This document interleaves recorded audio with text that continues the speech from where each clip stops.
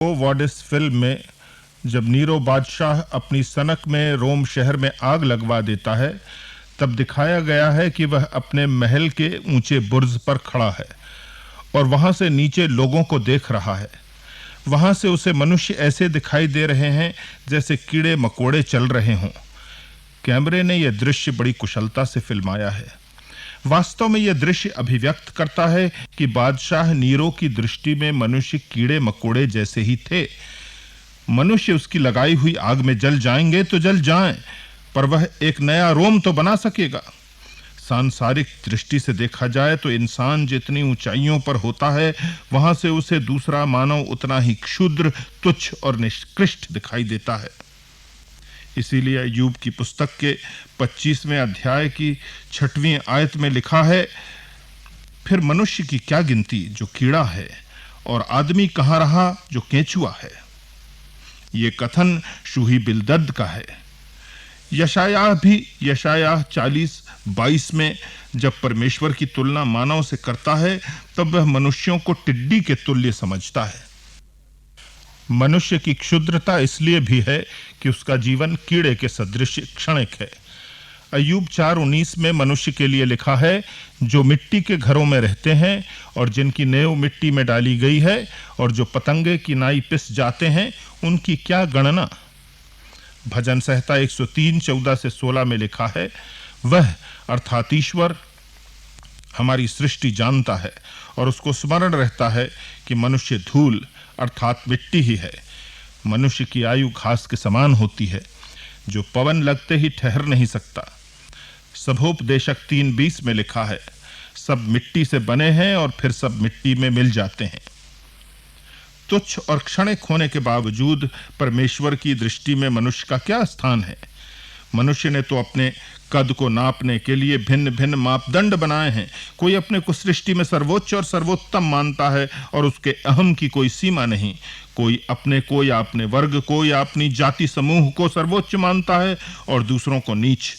जाति भेद और वर्ग भेद और वर्ण भेद और नस्लवाद ऐसे शब्द हैं जो मानव के प्रति इस दृष्टिकोण को अभिव्यक्त करते हैं। आखिर हिटलर ने लाखों यहूदियों को पकड़ जहरीले गैस चेंबर्स में ठूंस कर क्यों मारा? क्योंकि वह विश्वास करता था कि आर्य नस्ल सर्वोच्च है और यहूदी नस्ल का नामो निशान संसार से मिटा देना एक पुनीत धार्मिक कर्तव्य है। भारत में अस्पृश्यता के कारण मानव पर जो अत्याचार किए हैं, वे हमारे इतिहास पर कलंक हैं।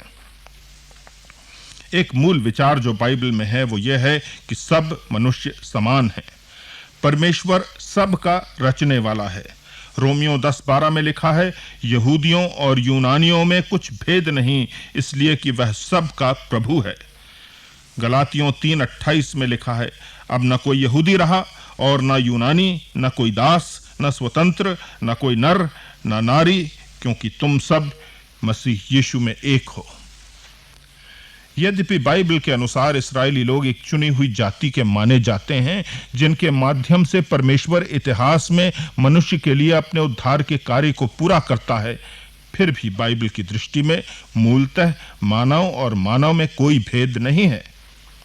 यूहन्ना बपतिस्मा देने वाले ने मत्ती 3:9 में उन इस्राएलियों से यह कहा जिन्हें झूठा अभिमान था कि वे चुनी हुई जाति के हैं, अपने मन में यह न सोचो कि हमारा पिता इब्राहिम है, क्योंकि मैं तुमसे कहता हूं कि परमेश्वर इन पत्थरों से इब्राहिम के लिए संतान उत्पन्न कर सकता है।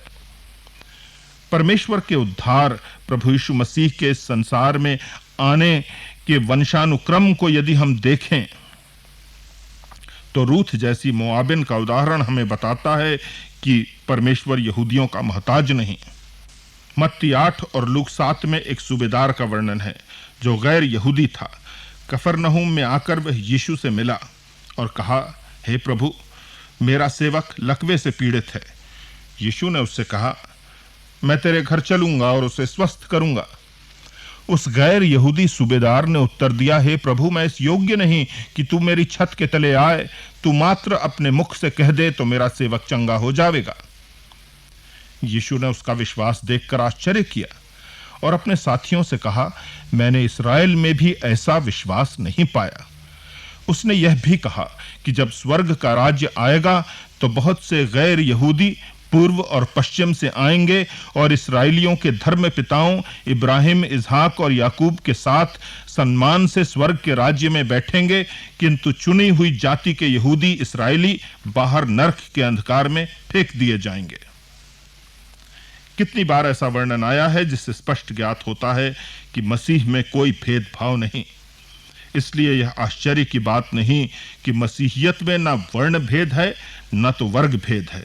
स्त्रियों को भी जितना व्यवहारिक सम्मान मसीहियत द्वारा दिया गया उतना किसी अन्य द्वारा नहीं। वास्तव में संसार में स्त्री स्वातंत्र्य के विकास में सर्वाधिक योगदान मसीहियत के इतिहास का है। बाइबल के अनुसार मनुष्य की दूसरी विशेषता यह है कि वह परमेश्वर के स्वरूप में बनाया गया है।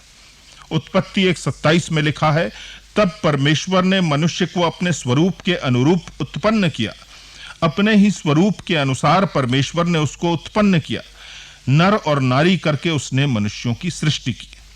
उत्पत्ति 5:1 में लिखा है, जब परमेश्वर ने मनुष्य की सृष्टि की तब अपने ही स्वरूप में उसको बनाया। यह मूल तथ्य मनुष्य के प्रति मसीहियत के दृष्टिकोण को रेखांकित करता है। चाहे मनुष्य घृणित हो या कोढ़ी हो या रोगग्रस्त हो या पापी हो या किसी वर्ग की दृष्टि में अछूत हो, किंतु मसीही धर्म की दृष्टि में वह मूलतः परमेश्वर का प्रतिरूप है। इसलिए न केवल वह दया का पात्र है, किंतु आदर का और पूजा का पात्र भी है। मनुष्य की तीसरी विशेषता यह है कि वह एक आत्मिक प्राणी है। वह देह भी है और आत्मा भी है। याकूब 2:26 में लिखा है, देह आत्मा बिना मरी हुई है। और इसलिए मनुष्य के प्रति मात्र दैहिक दृष्टिकोण मनुष्य का अपूर्ण मूल्यांकन है। देह मिट्टी है और मिट्टी की अपनी आवश्यकताएं हैं, किंतु उस मिट्टी में परमेश्वर की श्वास आत्मा है और आत्मा की अपनी आवश्यकताएं हैं। इसलिए प्रभु यीशु मसीह ने कहा कि मनुष्य को जीवित रखने के लिए रोटी पर्याप्त नहीं है, उसे परमेश्वर का वचन भी चाहिए। इसीलिए मसीहियत की समाज सेवा रोटी, कपड़ा और मकान तक सीमित नहीं है, वो आत्मा को भी परमेश्वर की ज्योति से उज्जवल करना चाहती है। प्रभु यीशु मसीह के प्रकाश से आत्मा के अंधकार को दूर करना चाहती है। इसीलिए मसीहियत की दृष्टि इस जीवन तक और मृत्यु तक सीमित नहीं, किंतु मृत्यु के क्षितिज के उस पार अनंत जीवन तक जाती है।